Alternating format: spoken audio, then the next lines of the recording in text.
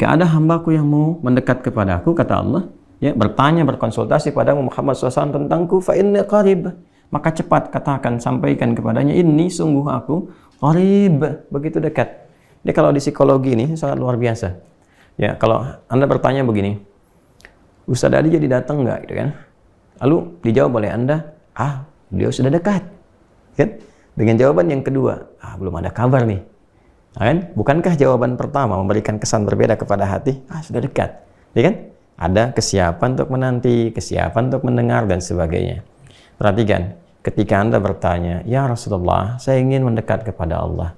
Bagaimana saya bisa berkomunikasi? Bagaimana saya bisa mendekat? Fa inni qarib, katakan Muhammad SAW, Allah sangat dekat. Begitu sudah merasakan kita jawaban itu dan merasakan di jiwa kita kesiapan untuk mendekat kepada Allah, apa yang langsung Allah jawab kepada kita? Sebelum minta, lihat ini. Ujibu da'watad da'i idza da'an. Ini poinnya. Ya, biasanya motif orang mendekat kepada Allah kan dua, kan? Kalau bukan meminta, dia bertobat, kan? Coba, kalau nggak percaya, kan? Umumnya kan dua itu, kan? Coba kalau, mendekati Allah. Saya kan kalau lagi susah, gitu kan? Lagi ada masalah, baru tahajud, ya kan? Baru baca Quran, baru mengadu, ya kan? Ya?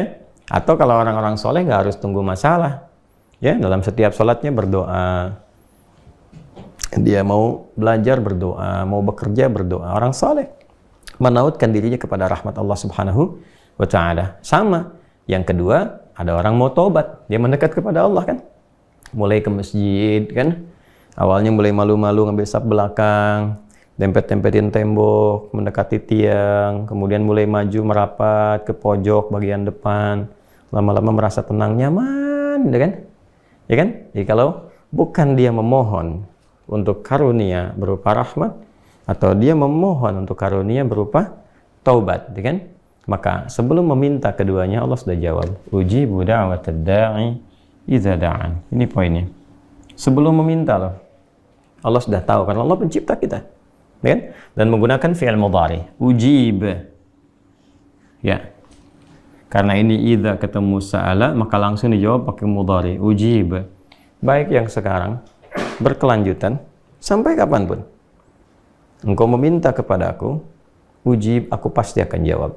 Jadi fikih doa itu begini, fikih doa itu, doa kapanpun dimohonkan, itu sesungguhnya formulasi awal itu pasti dijawab. Gitu. Dan dijawabnya sesuai kebutuhan, bukan keinginan, ingat ya, karena Allah hanya mengabulkan apa yang Anda butuhkan, bukan apa yang Anda inginkan. Catat tuh ya, Anda boleh jadikan status, boleh. Allah hanya mengabulkan apa yang Anda butuhkan, bukan apa yang Anda inginkan. Jadi, ketika apa yang Anda minta akan bermaslahat, sesuai kebutuhan, ada maslahatnya, dan sifatnya adalah, sifat maslahatnya, ini yang dahsyat pemberian dari Allah itu. Dunia akhirat. Dunia akhirat. Jadi kalau yang Anda minta itu sesuai maslahat dunia dan akhirat Anda, Allah berikan. Ya, kalau belum sanggup Anda terima itu saat ini karena belum siap, nanti ditangguhkan. Sama dengan pertanyaan begini. Ya, mohon maaf sekali. Anak Anda usia 5 tahun, dia minta diberikan motor dan Anda sanggup punya hartanya, Allah titipkan pada Anda, diberikan nggak? Tidak. Tunggu dia sampai usia yang cukup dan dibenarkan secara undang-undang bisa mengendarai motor, Anda baru berikan.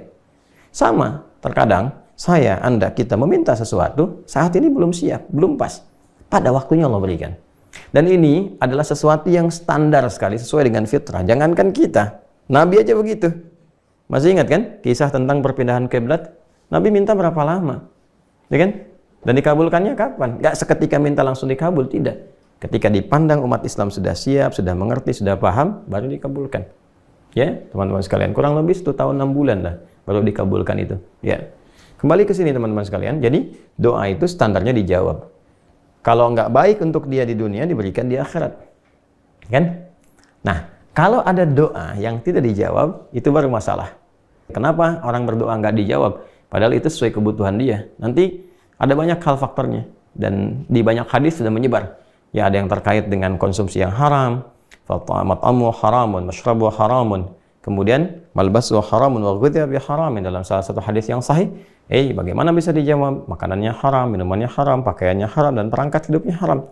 Ternyata yang haram itu menutup, menjadi hijab. Ya bukan gak dikabulkan, begitu dikabulkan mental.